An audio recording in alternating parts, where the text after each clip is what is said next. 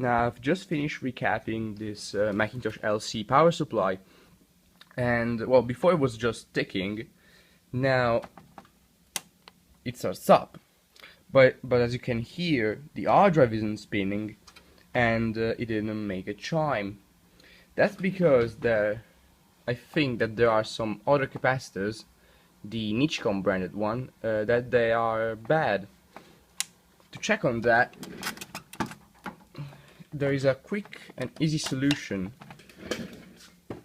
which requires a really simple household appliance, a hairdryer.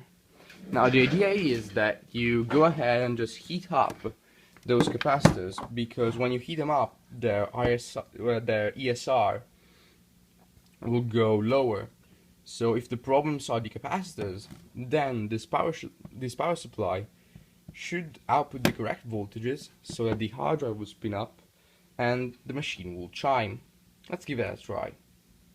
Alright, now the power supply is, well, quite hot, and I've unplugged the SCSI data cable because I don't want the machine to boot off of it, and let's give it a try.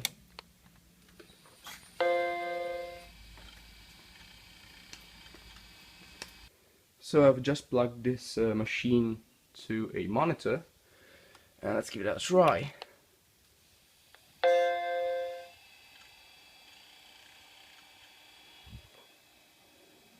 Brilliant!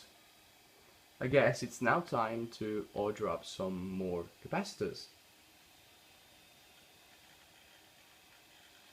Yeah, we've got an Happy Mac.